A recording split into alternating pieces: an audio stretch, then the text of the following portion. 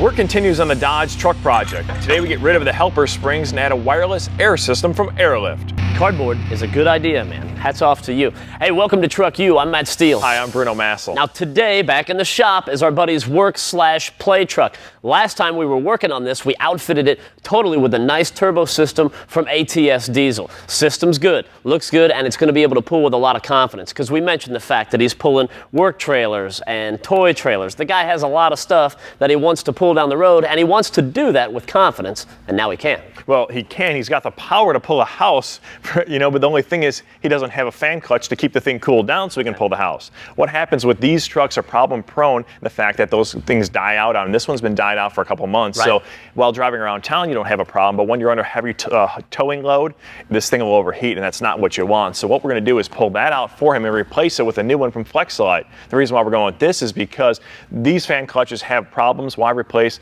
a new part with one that's probably going to have some problems as well. Right. So we're going to go with the Flexolite one, and it's completely electric, and I think it'll solve his issues. That's a nice advantage, the fact that this is totally electric. So if you think about it, this fan is actually being driven by the engine. So it's taken a few horsepower to do that. It may be minimal, but you're going to get that back by installing this fan. So let me get this out of the way, right?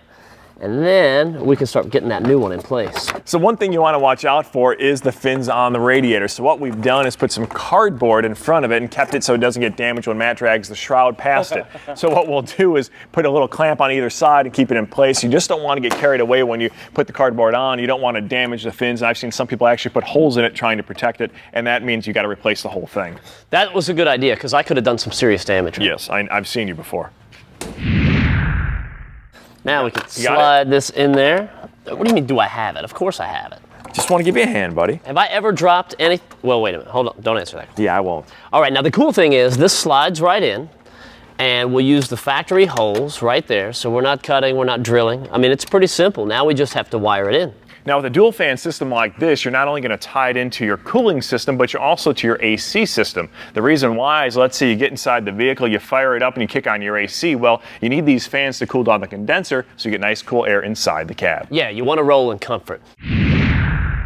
So now he's got the additional horsepower that he needs, and the truck's going to be able to pull the trailer up and down the road. But we've got to bump up the load capacity of the truck too. That way he can keep everything under control. And we're going to do that with this nice kit here. It's the LoadLifter 5000 from Airlift. Now this kit is great because not only will it increase the capacity up to 5,000 pounds in towing, but what it's going to do is give him a better ride. With a truck, when this thing's loaded down, he's got a 15,000 pound work dump trailer he puts on this thing. It really puts the bumper on the ground. And now it's not a safe environment for one. Headlights are in the sky, can't see where he's going. It's bottoming out going down the road, and you get all kind of roll and sway in the back. These will cure all that. Plus, it'll give him a nice, soft, comfortable ride when he doesn't have a load in it as well. I mean, what he had before was a helper spring, which is better than nothing. Sure. But the problem with the helper spring, it doesn't have the load capacity that this does, and it rattles around and makes all kinds of noise when it doesn't have a load on it. So this is going to be a much better way to go. The nice deal is you're looking at the whole kit, and everything that you need is here. So you've got the bags right there. Those are nice.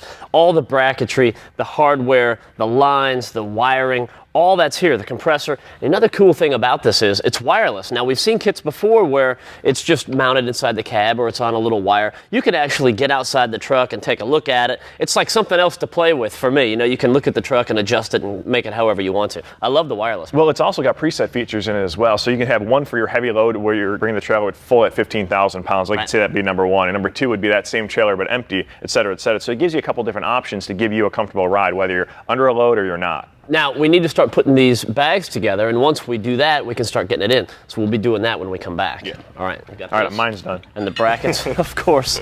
You're like super airbag man.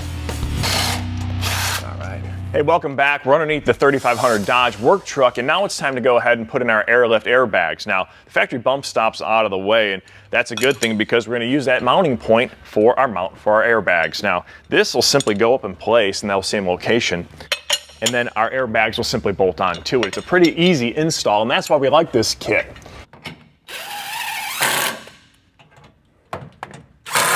All right, so now our mounting bracket's in place. All we do is bolt in our airbag to it. We've worked with some in the past that are a bit more cumbersome. It require you to take off the whole bed and do a lot of cutting and channeling and chopping, and this simply bolts into place, which is great. So the airbag's set into place. All we have to do now is tighten it down. We'll do the same thing on the other side. Now, one thing you'll notice is the bag right now seems like it's too short. Don't worry, once we get both set into place, we'll bring the truck back down on the ground. It'll put a little load on the suspension and it'll compress the bag.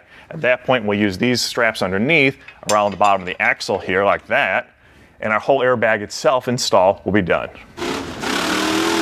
With one of the bags already in place, now we're ready to set the location for the compressor. And we want to find a good spot that is up and out of the way. And this corner is going to work real nice. So this is going to be where the compressor finds its home, way up here, out of the way, out of sight, out of mind. All we have to do is power it up and wire it in. Now, fortunately, the kit comes with more than enough wire to run it from the compressor all the way up to the front. Pretty cool. All the wire that you need is right there. It's all clearly marked. The wiring on this is a very easy job. Now, and it gets easier for us because we've got this. What this is, it's a little plug that he used to charge up the batteries on the dump trailer. Now, he wants to redo the wiring on that because it's not big enough to operate the dump trailer, and that's what he wants. So he's going to rewire that so he can run the dump trailer off the batteries in the truck, and for him, this is going to be useless. So what we're going to do is actually tap into that, splice it up to the compressor, and it's already run up to the front. So that makes life a little bit easier. We'll also use this. This is the keyed power right here, so we'll wire that to the compressor, run it up to the front as well. Good thing is, like we said, the wiring on this, whether you've got this or not, the wiring's a pretty easy deal. So now I just got to drill some holes and get this compressor in its home.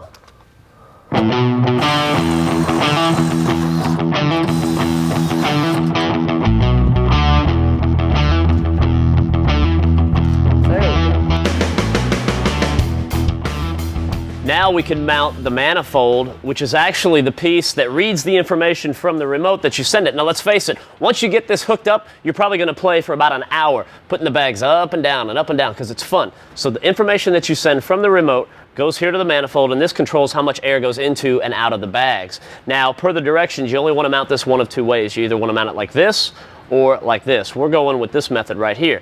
Now on the back side, you've got this little protrusion, and actually you got to drill a hole for that, nice and easy. We did that right up in here. So when we get ready to mount this, that protrusion will go into the hole, and that'll keep it orientated, and that way it's not going to spin around on you. They give you a big self-tapping screw here to mount through this hole, and that'll hold everything in place.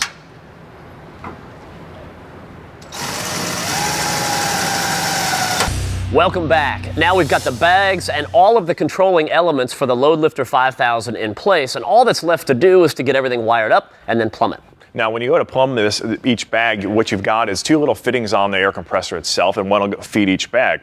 Now, but let's say you're going to do this system without having the controller on it, the wireless controller. What you want to do is make sure that you always keep two separate supply lines. A lot of people might be inclined to have one teed off going to either bag. The problem with that way of you setting it up is that the bags will backfeed against each other, especially if you're running this thing with like a big camper on top of it and you get in a corner where the body starts to roll. Right. It'll actually deflate that bag and fill the other side and make the body roll much worse than it would be without having airbags at all. So just a little tip for you guys at home. Now, here's another thing to kind of avoid an issue before it could happen, especially for you guys that live up in the northern areas where it gets freezing cold. You know, Bruno and I were talking in the compressor elements that you have. Right. You can freeze up, and you don't know it until you fire that thing up when you're starting a new season, and all of a sudden you've got blown elements in your lines. Now, one easy way to prevent that is to put some air brake antifreeze right in the bag. You take about 4 ounces of that, pour it right into the bag, because inherently you're running air through these lines, so there's going to be some moisture in there. So to keep that from freezing up, a little air brake antifreeze, problem solved. Now, one other thing we're going to do too is just kind of as a fail-safe. Let's say you have an electrical problem and it shorts out your compressor. Well, your bags will deflate and you'll be stuck off the side of the road. So we've gone ahead and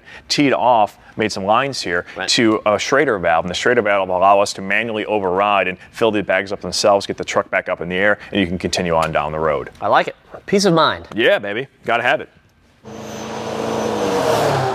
So we're just wrapping up the final steps of our airlift airbag installation. Now we got to do some plumbing, a little wiring, and we need to put in this heat shield. Now I know it doesn't look like much, but it can really save you because this airbag runs close to its exhaust and you do not want it to melt. So it simply goes in place with two little band clamps here, and that is about it. You know, one thing we did mention about the folks at Airlift is the fact that they stand behind their products with a lifetime warranty. You really can't beat that.